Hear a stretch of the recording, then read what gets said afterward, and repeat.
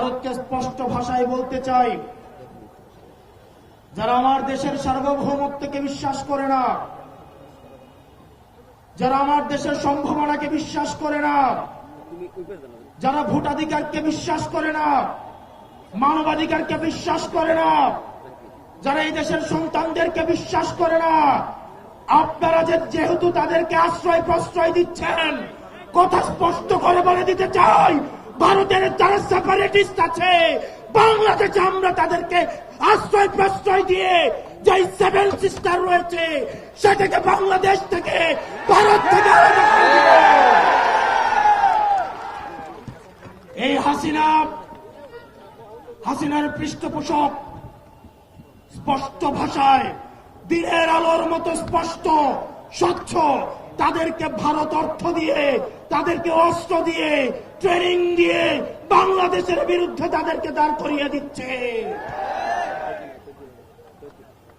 আপনাকেই বলছি, ইন্স্যুরেন্স করলে সিটিতে সুরক্ষা পাবেন নিশ্চিত। আমাদের ভারতের বিরুদ্ধে একটি পার্শ্ববর্তী দেশ বলার কোন সুযোগ নাই। আপনার জবানে স্পষ্ট করতে হবে, এই বাংলাদেশকে ভারত একটা ফিলিস্তিন বানাইতে চায়। আমাদেরকে সবাইকে ঐক্যবদ্ধ হতে হবে। ক্ষমতার জন্য, গদির জন্য, মন্ত্রণালয়ের জন্য যারা দিল্লিকে কিবলা দিচ্ছে, এই বাংলাদেশের স্বাধীনতা তারা তৃতীয়বারের মতো বিক্রি করে দেওয়ার প্রস্তুতি নিচ্ছে।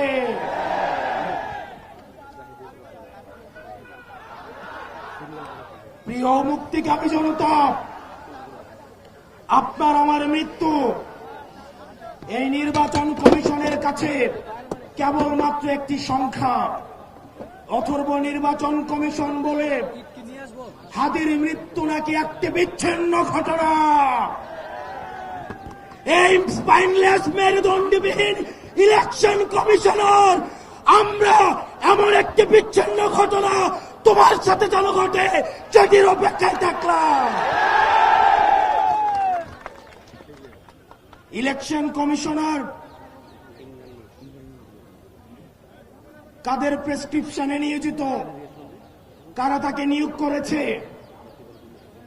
এরকম ইলেকশন কমিশন আজকে যদি চলে যায়, যে লাইন ধর্মী ইলেকশন কমিশন হওয়ার জন্য শাহবাগ থেকে শহীদ মিনার পর্যন্ত যোগ্য ইলেকশন কমিশনার খুঁজে পাওয়া যাবে, কিন্তু আমার ভাই হাদি যে অনন্তকালের উদ্দেশ্যে যাত্রা করেছে, আমার ভাই হাদিকে আর খুঁজে পাওয়া যাবে না।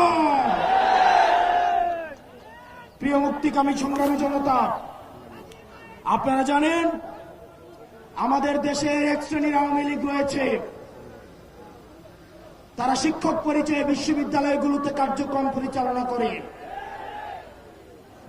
যারা টকশোজীবী নামে হচ্ছে টেলিভিশনগুলোতে হত্যার বৈধতা উৎপাদন করে, যারা নাট্যকর্মী পরিচয়ে, যারা নাটক সিনেমাতে আমাদের মতো সংগ্রামী মানুষের মৃত্যুর বৈধতা উৎপাদন করে,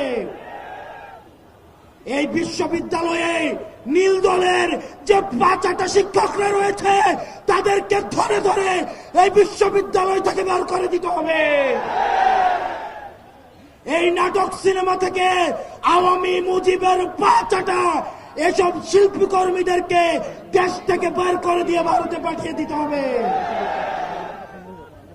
টকশোজীবীদের উদ্দেশ্যে এই ভারতীয় আধিপত্যের বৈধতা উৎপাদন যারা করছে, যেসব টকশোজীবীরা, আপনাদের তাদের এই ফেসিস্টদের মানবাধিকারে আপনারা যারা বিশ্বাস করেন, তারা মুসলিমের মানবাধিকারে বিশ্বাস করে না। আর দিন শেষে আজকে এই বেদিতে আপনারা যারা বসেছেন আর যারা আসেন নাই, আপনাদের দুইজনকেই বলি, ক্ষমতার লোভে অন্ধ হইেন না।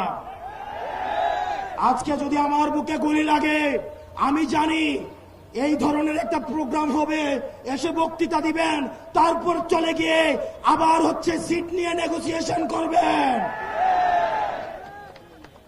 অনেক দল রয়েছে, যেহেতু আরপিও সংশোধন হয়েছে, এখন অন্য দলের মার্কায় নির্বাচন করতে পারবে না বলে নিজের দলের মার্কা বিলীন করে দেওয়ার জন্য তারা রেডি হয়ে আছে। এগুলো দিয়ে জাতীয় ঐক্য হয় না। এসব জাতীয় ঐক্য এগুলো মেকি। আমাদের হাদি ভাইয়ের রক্ত এই জাতীয় ঐক্যের আঠা হয়ে আসুক, সেটা আমরা চাইনি।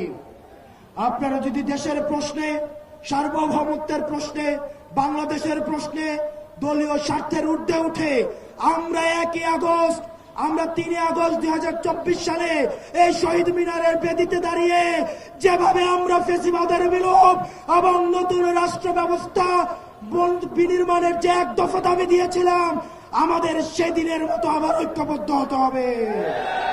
ও ইনকিলাব, ইনকিলাব, দিল্লি না ঢাকা, দিল্লি না ঢাকা, ইনকিলাব, ইনকিলাব, আপোষ না সংগ্রাম, দালালি না রাজপথ, দালালি না রাজপথ, আপোষ না সংগ্রাম। আমরা সবাই হাদি হব, চুকে চুকে লড়ে যাব, আমরা সবাই হাদি।